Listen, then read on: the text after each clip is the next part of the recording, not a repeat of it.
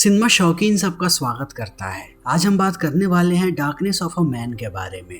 ये कहानी है एक इंटरपोल एजेंट की जो अपनी एक पुरानी गलती को सुधारने के लिए अपनी जिंदगी दांव पे लगा देता है। कहानी की शुरुआत होती है और हमारे सामने एक कैफे का दृश्य आता है। यहाँ पर हम रसेल नाम के एक आदमी को देखते हैं जो एक स्पेशल एजेंट है। थोड़ी देर के बाद उसके सामने एक लड़की आती है जिसका नाम है ईस्थर। ईस्थर एक विधवा है, उसका एक बेटा है। यहाँ पर हमें एक और बात पता लगती है कि ये दोनों कभी एक दूसरे से प्यार किया करते थे। ये दोनों एक दूसरे को लेकर के इतने सीरियस थे कि शादी भी करना चाहते थे, मगर ईस्थर के बड़े भाई को यह रिश्ता मंजूर नहीं था।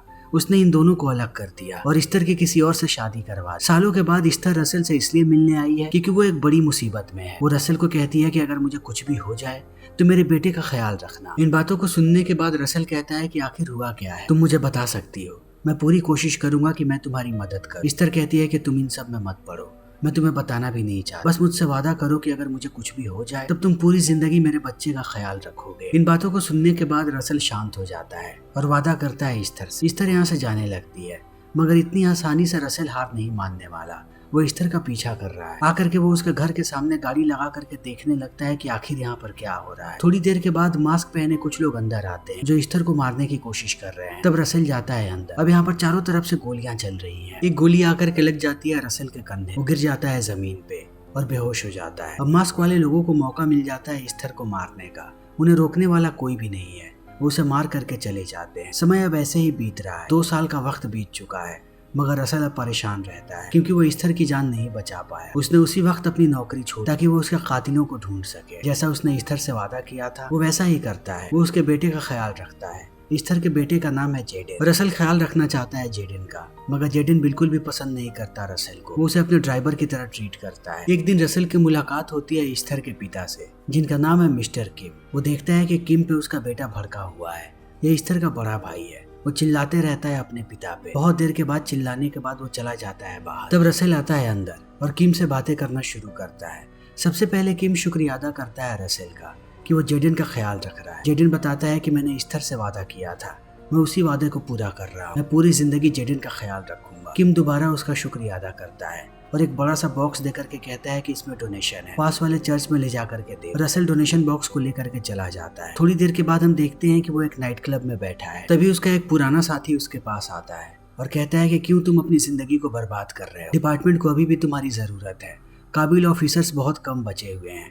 मैं चाहता हूँ कि तुम डिपार्टमेंट को फिर से ज्वाइन कर लो। रसेल कहता है कि ऐसा नहीं हो सकता। मैं अभी भी ईस्थर के कातिलों को ढूंढ रहा हूँ। मैं उन्हें ढूंढ निकालूंगा। इस तरीके से मैं ज्यादा फोकस कर सकता हूँ उन्हें ढूंढने पे। दूसरी तरफ हम देखते हैं ईस्थर के बड़े भाई को, जिसका नाम है मार्को। मार्को अभी भी गुस्से में है क्योंकि उसने अपने पिता से लड़ाई की। वो बार बार एक ही बात कहता है कि मेरे पिता को मेरी बात समझ में क्यों नहीं आती। मैं चाहता हूँ कि वो अपनी सारी प्रॉपर्टी को मेरे नाम कर दे, मगर वो अभी भी किसी जिद पे अड़े हुए हैं और यही बात मुझे बार बार गुस्सा दिलाता है। मार्को को सबसे ज्यादा गुस्सा इस बात का है कि उसके पिता अभी भी बात क्यों करते हैं रसेल से और वो उसे इतने अच्छे से ट्रीट क्यों करते हैं। यहाँ पर हमें एक और बात पता लगती है कि मिस्टर किम कभी एक गैंगस्टर हुआ करते थे। Asian mafia. अमेरिका में बहुत सारे एरिया जैसे थे जिसे वही हैंडल करते थे, और मार्को भी। मगर अब मिस्टर किम ने सारी चीजों को छोड़ दिया है। वो सिर्फ एक दुकान पे फोकस करते हैं, अच्छे इंसान की तरह। और ये बात मार्को को पसंद नहीं आई। उसे लगता है कि उसका दबदबा अब खत्म हो रहा है। अगले दिन हमेशा की तरह रसेल जेडेन को स्कूल से लेकर के आता है। घर के पास आने के बाद वो कहता है कि आखिर मिस्टर किम और मार्को क्यों लड़ते रहते हैं। जेडेन कहता है कि मुझे पता नहीं और मुझे इस बात से कोई फर्क भी नहीं पड़ता। वो लड़े मरे, जो करना है वो करे। इतना कहने के बाद वो गाड़ी से बाहर निकल जाता है। रसेल बिल्कुल शांत है, वो कुछ भी नहीं बोलता। तभी यहाँ पर मार्को की कार आती है। मार्को जेडेन को बोलता है कि आकर के मेरी गाड़ी में बैठ, और जेडेन बैठ भी जाता है। मार्को उसे लेकर के आता है घर से बहुत दूर, फिर नशा करने के लिए कहता है। जेडेन कहता है कि मैं नशा नहीं करता। तो मार्को गुस्सा होकर के कहता है कि हमारे पूरे खानदान में अगर कोई सबसे कायर पैदा हुआ है तो वो तुम ही हो। मुझे तो कभी कभी लगता है कि तुम मर्द भी नहीं। क्या तुम मर्दों की तरह एक काम करोगे? जेडेन मान जाता है। वो उसके हाथ में बंदूक दे करके कहता है कि तुम्हें एक डील करनी पड़ेगी। जेडेन डील को करने के लिए तैयार है। दूसरी तरफ हम रसेल को देखते हैं जो हमेशा की तरह आता है मिस्टर किम के पास। मिस्टर किम उसे कहते हैं कि डोनेशन बॉक्स अंदर है, उसे लो और ले जा करके चर्च में दे। रसेल चला जाता है अंदर। तभी यहाँ पर 2 रशियन माफिया आते हैं। आते ही वो बदतमीजी करना शुरू कर देते हैं मिस्टर किम से और कहते हैं कि हमें हमारा पार्सल चाहिए। तुम यहाँ पर ऐसे ही धंधा नहीं कर सकते, तुम्हें कुछ न कुछ तो देना पड़ेगा। लेकिन मिस्टर किम कुछ भी नहीं बोलता। तब ये दोनों बंदूक निकाल लेते हैं और धमकी देने लगते हैं किम को मार। दूसरी तरफ रसेल इस चीज को देख लेता है। वो आकर के हमला कर देता है एक आदमी पे।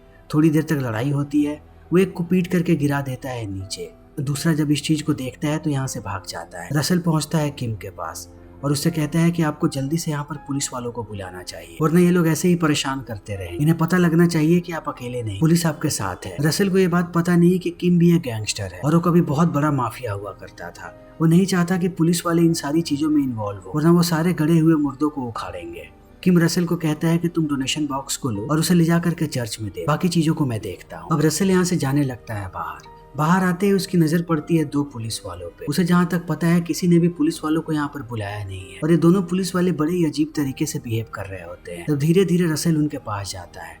जब वो बात करता है तब उसका शक यकीन में बदल जाता है। वो मारने लगता है दोनों पुलिस वालों। देखते ही देखते वो बेहोश करके गिरा देता है उन्हें नीचे। तभी मार्को बाहर आता है, उसके साथ उसके बहुत सारे आदमी हैं। मार्को अब बहुत गुस्से में है कि रसेल यहाँ पर क्या कर रहा है और उसने पुलिस वालों को क्यों पीटा। अब सारे लोग एक एक करके रसेल को मारने लगते हैं, मगर रसेल को हराना इतना आसान नहीं है। रसेल एक एक करके सबको धूल चटा देता है। अंत में बंदूक तानता है वो मार्को पे। तब मार्को कहता है कि शांत हो जाओ और हम आराम से बैठ करके बात करते हैं। तब रसेल और मार्को दोनों अंदर आते हैं। मार्को पूरी बात बताता है कि इन पुलिस वालों को मैं बहुत सारा पैसा खिलाता ताकि हमेशा मिस्टर किम पे नजर रखे। तुम्हें क्या लगता है कि हमारी सिर्फ एक दुकान है? नहीं, हमारे बहुत सारे नाइट क्लब्स हैं, उसके साथ साथ कसिनो। हम बहुत सारा पैसा बनाते हैं, लेकिन इन सारे धंधे पर एक रशियन माफिया की नजर। वो कब से हमें ब्लैकमेल कर रहा है, पैसों के लिए और उन सारी जगहों के लिए। वो लोग चाहते हैं कि हम यहाँ से चले जाएं और सारी चीजों को उनके नाम पे कर दें। इसीलिए मैं यहाँ पर पुलिस वालों को रखता हूँ ताकि किम को कुछ भी ना हो। हमने अपनी पूरी कोशिश कर ली है, मगर वो लोग नहीं मान रहे। हर एक सप्ताह यहाँ पर गुंडे आते रहते हैं और यही करते हैं जो उन लोगों ने आज किया। आज तुमने उन्हें पीट करके बड़ी गलती कर, अब और भी तादाद में आए। उन्हें रोकने वाला कोई भी नहीं है। वो रशियन माफिया है, उनका गिरोह यहाँ पर सबसे बड़ा है। उनके मुखिया का नाम है लजार। वो किसी को भी नहीं छोड़ता। अगर उसे कोई भी तंग करता है, उसे जो भी चीज पसंद आती है वो उसे ले लेता है। इन सारी बातों को सुनने के बाद अब रसेल को लगता है कि इन्हीं में से किसी आदमी ने एस्थर को मारा है। वो मार्को को कहता है कि मैं मिस्टर किम की मदद करूंगा, उन्हें कुछ भी नहीं होगा। वो लजार ही है जो सबको परेशान कर रहा है। तो मैं तुमसे वादा करता हूँ कि मैं जल्दी ही मार गिराऊंगा लजार को और उसके पूरे के पूरे गिरोह को। तुम लोग बस मेरे रास्ते में मत आना। उनका अब खेल खत्म होने वाला है। यहाँ से निकलने के बाद वो आता है डेविड नाम के आदमी के पास, जो बहुत ज्यादा नशा करता है। डेविड रसेल को देख करके चौंक जाता है। रसेल उसे एक पैकेट देता है। इस पैकेट को उसने रशियन माफिया से छीना था। वो डेविड को कहता है कि ये माल मुझे और खरीदना है, तुम पता लगाओ कि आखिर इस माल को बेच कौन रहा है। डेविड समझ जाता है कि रसेल इसके मालिक तक पहुंचना चाहता है। डेविड अच्छे तरीके से रसेल से वाकिफ है।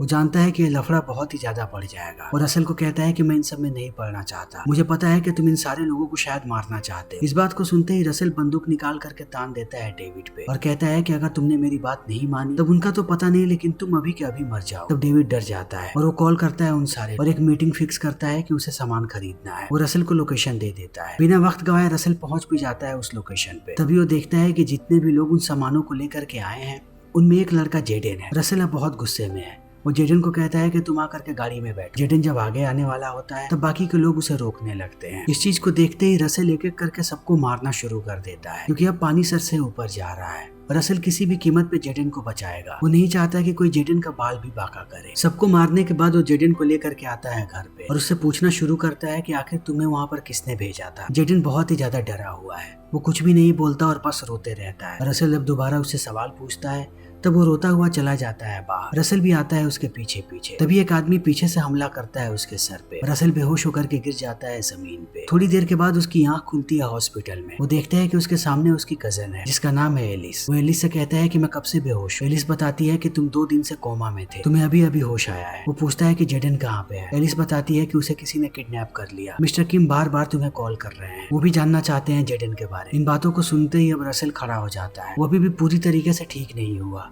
मगर वो कपड़े पहनता है और जाने लगता है, क्योंकि किसी भी कीमत पे उसे जेडन को बचाना है। वो जानता है कि जेडन को किसी और ने नहीं बल्कि लजार ने ही किडनैप किया है। वही उसके पीछे लगा हुआ था। एलिस और उसका साथी बहुत रोकने की कोशिश करते हैं रसेल को, मगर रसेल नहीं मानता। वो पीछा करना शुरू कर देता है लजार के लोगों का। थोड़ी देर के बाद वो पहुंच जाता है उसके हेडक्वार्टर और अपनी स्नाइपर राइफल लेकर के खड़ा हो जाता है छत पे, ताकि वो लजार का काम तमाम कर। देखते ही देखते एक बहुत ही बड़ी गाड़ी बाहर आती है हेडक्वार्टर से बाहर। रसेल को लगता है कि लजार अंदर। वो दनादन 2 गोलियां चलाता है बिल्कुल निशाने पे। तब हमें पता लगता है कि लजार अंदर नहीं है, बल्कि उसका राइट हैंड है जिसका नाम है एंटो। अब गोली आकर के लगती है एंटोनियो के कंधे में और उसकी गाड़ी पलट जाती है। एंटोनियो रेंगता हुआ आता है बाहर। तब वो देखता है कि उसके सामने ही रसेल है। रसेल इस पे बंदूक तान करके कहता है कि जेडन कहाँ पे है। एंटोनियो कुछ नहीं बोलता और रसेल को कहता है कि तुम्हें शायद पता भी नहीं है कि तुम किन लोगों से पंगा ले रहे हो। अगर मुझे कुछ भी हुआ तब मेरे आदमी आएंगे और वो तुम्हारे साथ साथ पूरे खानदान को खत्म कर देंगे। रसेल को इन बातों से कोई फर्क नहीं पड़ता। वो एक बार और एंटोनियो से पूछता है कि जेडन कहाँ पे है। वो कुछ नहीं बोलता। तब सीधा इसके भेजे में गोली मारता है रसेल। अब एंटोनियो का काम तमाम हो चुका है। वो निकल पड़ता है लाजार के पीछे। दूसरी तरफ लाजार को हम देखते हैं एक नाइट क्लब, लेकिन किसी को भी ये बात पता नहीं है कि अब रसेल अंदर आ चुका है। वो एक एक करके सारे लोगों को मार रहा है। जितने भी लोग बाथरूम में आते हैं सबसे पहले वो उन्हें ढेर करता है। थोड़ी देर के बाद यहाँ से लाजार निकलने लगता है अपने बॉडीगार्ड्स के साथ। बाहर आने के बाद जब वो कार में बैठता है तब उसे शक होता है अपने एक बॉडीगार्ड पे। वो उसका चेहरा देखता है तो हमें पता लगता है कि ये बॉडीगार्ड कोई और नहीं बल्कि रसेल है। उसने पहले बॉडीगार्ड को मारा, फिर उसकी जगह ली। अब सारे लोग उस पर हमला कर रहे हैं। एक एक करके रसेल सबको मार रहा है। वो गाड़ी के सारे लोगों को मार देता है। तब गाड़ी रुक जाती है। बाहर आने के बाद जैसे जैसे करके बाकी लोग आते हैं रसेल सबको मारने लगता है। रसेल ने पूरी जिंदगी यही किया है। उसे पता है कि ऐसे लोगों से कैसे निपटना है और उनका काम कैसे तमाम करना है। सारे लोगों को मारने के बाद वो एक गोली मारता है लाजार के पैर और उससे पूछता है कि जेडन कहाँ पे है, मुझे अभी के अभी बताओ, और तुमने ईस्थर को क्यों मारा। इन बातों को सुनने के बाद लाजार कहता है कि मुझे नहीं पता कि जेडन कहाँ पे है, मैं उसे क्यों किडनैप करूंगा, और मैं कसम खा के कहता हूँ कि मैंने ईस्थर को नहीं मारा। भला ऐसा काम मैं क्यों करूंगा। मैं भले ही पूरे शहर पे कब्जा करना चाहता हूँ, लेकिन मैंने आज तक किसी औरत को नहीं मारा, ना ही किसी बच्चे को। तुम्हें मैं एक और सच्चाई बताना चाहता हूँ। ईस्थर को किसी और ने नहीं बल्कि मार्को ने मरवाया है, क्योंकि वो नहीं चाहता था कि किम उसकी प्रॉपर्टी के 2 हिस्से करे।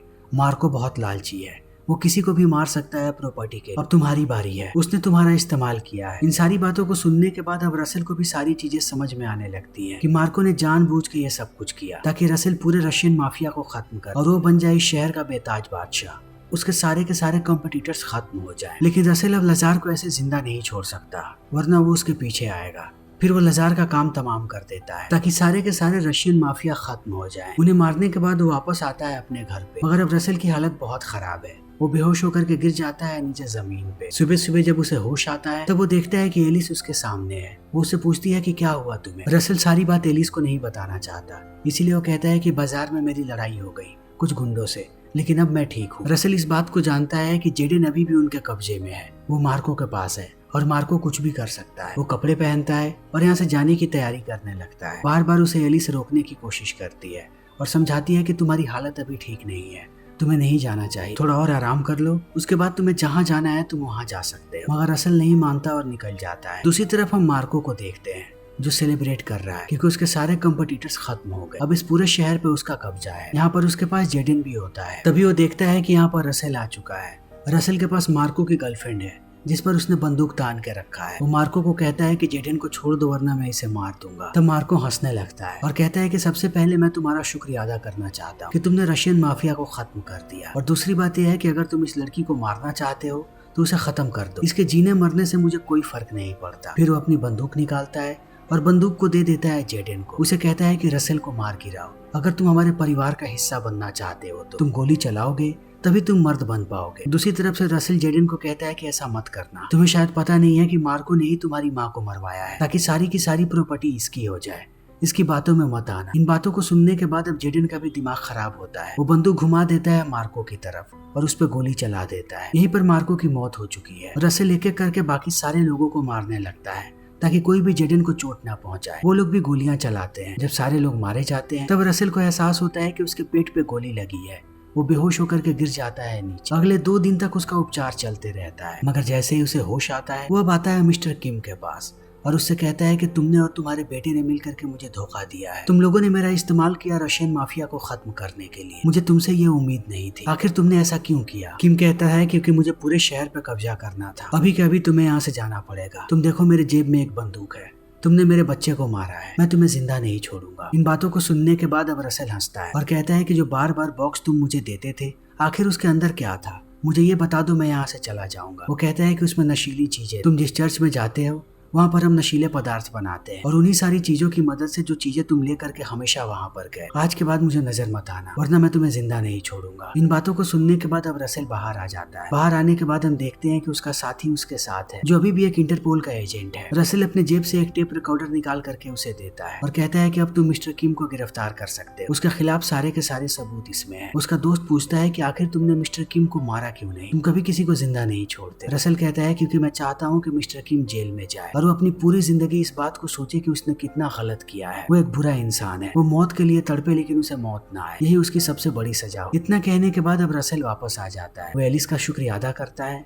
और डेविड का भी, और उन सबको बताता है कि वो इस शहर को छोड़ करके दूर जा रहा है जेडन के साथ अपनी एक नई जिंदगी की शुरुआत कर। उसने ईस्थर से वादा किया था कि वो जेडन का ख्याल रखेगा और वो अपने वादे को पूरा कर रहा है। वो पूरी जिंदगी जेडन के साथ ही रहेगा। फिर इसी के साथ ये फिल्म यहीं पर खत्म हो जाती है। तो दोस्तों, हमारी आज की ये वीडियो यहीं पर खत्म होती है। अगर आपको हमारी ये वीडियो पसंद आई हो तो इसे लाइक करें, शेयर करें और चैनल को सब्सक्राइब करें।